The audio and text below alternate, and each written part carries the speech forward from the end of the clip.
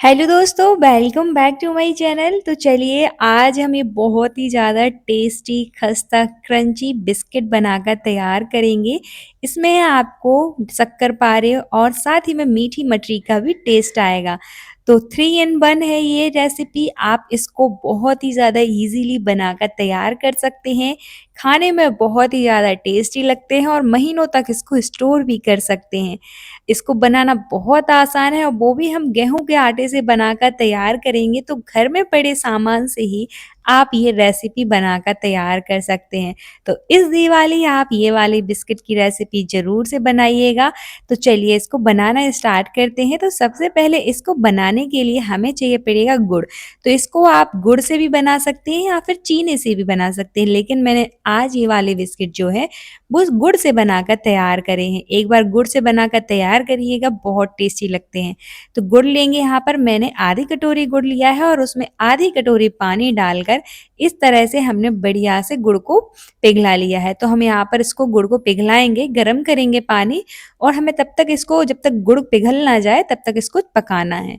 तो जैसे ही गुड़ पिघल जाएगा उस स्टेज पर हम गैस बंद कर देंगे और इसको बढ़िया से छलनी से छान लेंगे, ताकि जितनी भी गंदगी है वो सारी निकल जाए इसमें। तो इस तरह से हम इसको छान कर रख देंगे साइड में और ठंडा होने के लिए रख देते हैं। तो चलिए आप कोई भी बर्तन लेंगे, मिक्सिंग बोल लेंगे, जिसमें डालेंगे हम गेहूं का आटा। मैंने यहाँ पर 2 कटोरी गेहूं का आटा लिया है। आप क्वांटिटी को कम ज़्यादा कर सकते हैं, अपने अकॉर्डिंग रख सकते हैं। मैंने यहाँ पर 2 कटोरी गेहूं का आटा लिया, साथ ही में आधी कटोरी हम इसमें डालेंगे सूजी। सूजी से क्या होगा कि जो हमारे बिस्किट हैं वो और भी ज़्यादा क्रिस्पी बनेंगे। तो ज़रूर से डालिएगा, ये बिल्कुल ऑप्शनल है, आप चाहें तो सिर्फ गेहूं के आटे से भी बना सकते हैं। अब साथ ही में इसमें डाल देंगे हम नारियल का बुरादा आधी कटोरी, और थोड़ा-सा बिल्कुल चुटकी के बराबर हमें इसमें डालना है नमक। चुटकी भर हम नमक ऐड करेंगे और हम इसमें डाल देंगे तिल। तो 1 से 2 चम्मच हम तिल डाल देंगे। आप सफ़ेद वाली तिल या फिर ब्राउन वाली तिल कोई भी डाल सकते हैं, बस ब्लैक वाली तिल नहीं डालना है। अब लेंगे हम घी। तो यहाँ पर हमें रूम टेम्परेचर वाला घी चाहिए है, ना ही ज़्यादा पिघला होना चाहिए और ना ही ज़्यादा गाढ़ा। तो इस तरह का हम घी लेंगे जो रूम टेम्परेचर पे रहेगा, और उसमें हम डाल देंगे 2 से 3 चम्मच इसमें हम घी डाल देंगे मोइन के लिए। तो आप इसको ऑयल से भी बना सकते हैं, लेकिन जो घी से टेक्सचर जो है वो बहुत ही ज़्यादा अच्छा आएगा। तो आप कोशिश करिए कि इसमें घी डालें। आप चाहें तो यहाँ पर ऑयल का भी यूज़ कर सकते हैं। यहाँ पर मैंने आधी कटोरी नारियल का बुरादा भी यूज़ किया है। अगर आप नहीं खाते हैं, अब आप आपको नहीं पसंद है नारियल का बुरादा, तो आप उसको स्किप कर सकते हैं। ये बिल्कुल ऑप्शनल है, आप तिल को भी स्किप कर सकते हैं। अब यहाँ पर मैंने चुटकी भर नमक का ऐड भी किया था, तो आप यहाँ पर चुटकी भर नमक ज़रूर से ऐड करिएगा कि जो हम मीठे बिस्किट बनाकर तैयार कर रहे हैं तो वो बैलेंस कर देता है और बहुत ही ज़्यादा बढ़िया टेस्ट आता है। और बढ़िया से सारी चीज़ों को इस तरह से हम मिक्स कर देंगे। अब हमारे बिस्किट जो हैं वो खस्ता बने, तो इसमें मोइन बिल्कुल परफेक्ट होना चाहिए। जितना अच्छा आपका मोइन होगा उतने ही खस्ता आपके बिस्किट बनेंगे। तो इस तरह से अच्छे से मसल-मसल के मोइन को दे दीजिए, ताकि जो घी है वो अच्छे से मिक्स हो जाए आटे में, तभी जाकर आपके जो बिस्किट हैं वो बहुत ही ज़्यादा खस्ता बनेंगे। और यहाँ पर हमने सूजी का ऐड किया है। सूजी इसलिए ऐड करिए, इससे आपके बिस्किट में अलग ही क्रंच आता है और बहुत ही ज़्यादा खस्ता भी बनते हैं, साथ ही में क्रिस्पी भी बनते हैं। तो आप उसको भी ऐड करिएगा, आधी कटोरी ज़रूर से ऐड करिएगा अगर है, और नहीं है तो आप उसको स्किप कर सकते हैं। और इस तरह से बढ़िया से अच्छे से घी और सारी चीज़ों को अच्छे से मिक्स कर लेंगे और इस तरह से होल्ड करके देखेंगे। अगर इस तरह से होल्ड हो रहा है आटा, तो समझ जाइए जो आपका मोइन है बिल्कुल परफेक्ट है। तो इसी तरह का हमें आटा चाहिए, और अगर नहीं हो रहा है तो आप इसमें थोड़ा-सा घी और ऐड कर लीजिए और अच्छे से मिक्स कर लीजिए। बस इस तरह से होल्ड होना चाहिए। अब जो हमने पानी बनाकर रखा था, गुड़ वाला पानी, उसको डालेंगे। तो इस बिस्किट्स को आप चीनी से भी बना सकते हैं, बिल्कुल ऑप्शनल है, लेकिन मैंने इसको गुड़ से बनाकर तैयार करी है। अगर आप चीनी वाली रेसिपी देखना चाहते हैं तो मेरे यूट्यूब चैनल पर आप जाकर देख सकते हैं, वहाँ पर आपको मिल जाएगी। तो इस तरह से हम थोड़ा-थोड़ा करके पानी डालते जाएँगे और डो लगाते जाएँगे। तो एक बार ये वाली रेसिपी ज़रूर बनाना। ये वाली मीठी मठरी भी बोल सकते हैं आप इसको, बिस्किट भी बोल सकते हैं, जो चाहे आप इसको बोल सकते हैं। तो इस दिवाली ज़रूर बनाइएगा और स्टोर करके रख सकते हैं इसको। आप गुड़ से बना रहे हैं तो ये ज़्यादा दिन तक भी चल सकते हैं। तो इसको ज़रूर से बनाइएगा, और गुड़ से बना रहे तो हेल्दी तो है ही, और गेहूँ का आटे का भी हमने यूज़ किया है, ना ही यहाँ पर हमने मैदा का यूज़ किया है। गेहूँ के आटे और गुड़ से बनाकर बहुत ही ज़्यादा टेस्टी लगते हैं। तो एक बार ज़रूर बनाना। आप कहीं ट्रैवल कर रहे हैं तो भी आप ले जा सकते हैं इसको। और सबसे अच्छी बात है, अगर आप इस तरह से बना रहे हैं बिस्किट, तो आपके ऑयल में जाके ये ना ही ज़्यादा तेल एब्ज़ॉर्ब करेंगे और ना ही ऑयल में जाकर ये बिखरेंगे। बिल्कुल इसी तरह से बनाकर ट्राई करिएगा, आपको बहुत पसंद आएगी ये रेसिपी। और बिल्कुल वीडियो को पूरा देखना, स्किप मत करना, तभी जाके आपको ये रेसिपी समझ में आएगी। तो थोड़ा-थोड़ा करके हम पानी डालते जाएँगे और इस तरह से डो लगा लेंगे। तो डो जो है वो हमें टाइट ही डो लगाकर तैयार करना है, सॉफ्ट डो लगाकर तैयार नहीं करेंगे। अगर आप टाइट डो लगा रहे हैं तो आपके जो बिस्किट हैं वो ज़्यादा ऑयल एब्ज़ॉर्ब नहीं करेंगे, और अगर आप सॉफ्ट डो लगाएँगे तो ऑयल एब्ज़ॉर्ब ज़्यादा करेंगे। तो कोशिश करिए कि जो डो है वो थोड़ा टाइट ही लगाकर तैयार करना है। तो हमें टाइट डो लगाकर तैयार करना है, ज़्यादा पानी नहीं डालना है। और अगर आपको लग रहा है कि जो आपका डो है वो ज़्यादा गीला हो गया है, सॉफ्ट हो गया है, तो उसमें आप थोड़ा-सा आटा ऐड कर सकते हैं या फिर सूजी को ऐड कर लीजिए।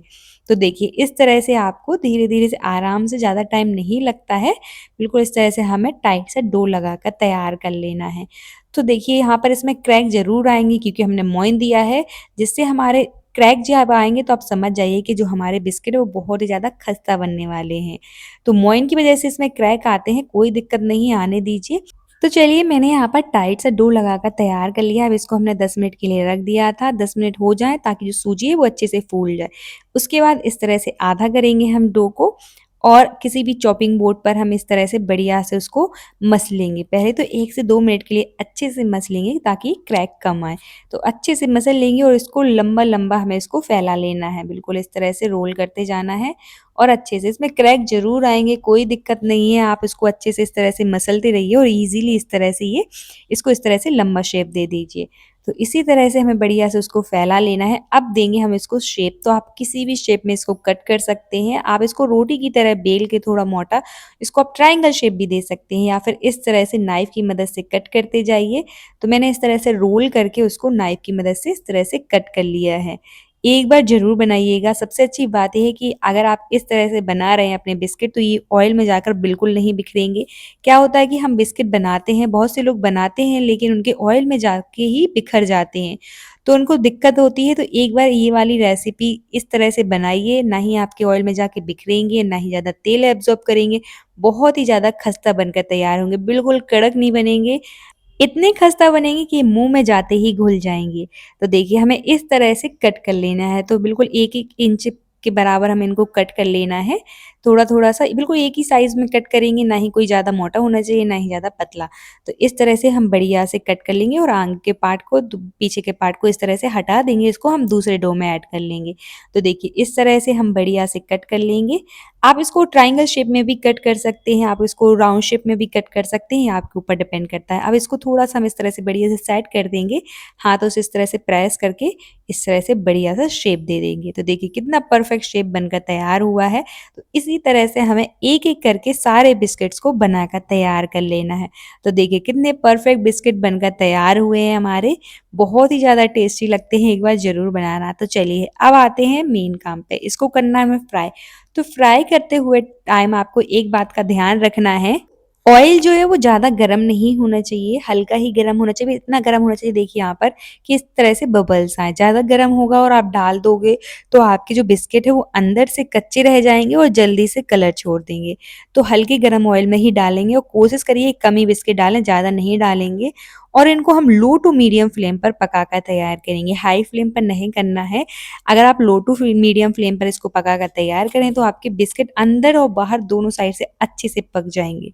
तो देखिए यहाँ पर ये बिल्कुल नहीं बिखर रहे हैं और बिल्कुल आराम से, हमें इनको ज़्यादा चलाना नहीं, ज़्यादा स्टर नहीं करेंगे, हम इनको बिल्कुल आराम से इस तरह से पलट देंगे। अगर आप ज़्यादा चलाएँगे तो इनके बिखरने के चांसेस रहते हैं।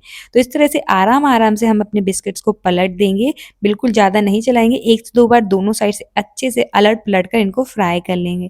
लेकिन गैस का फ्लेम जो है हम वो लो टू मीडियम ही रखेंगे, हाई फ्लेम पर पकाकर नहीं करेंगे तैयार। नहीं तो अगर आप हाई फ्लेम पर इसको पकाकर तैयार कर रहे हैं तो ये जल्दी कलर छोड़ देते हैं और जो हमारे बिस्किट वो अंदर से कच्चे रह जाते हैं। और गुड़ से हमने इसको बनाकर तैयार किया है तो इसका कलर भी बहुत ही ज़्यादा अच्छा आएगा। तो देखिए कितना अच्छा कलर आया और ना ही हमारे बिस्किट बिल्कुल बिखरे हैं। इस तरह से क्रैक ज़रूर आएँगे लेकिन बिखरेंगे नहीं। तो इसी तरह से हमें बढ़िया से फ्राई कर लेना है।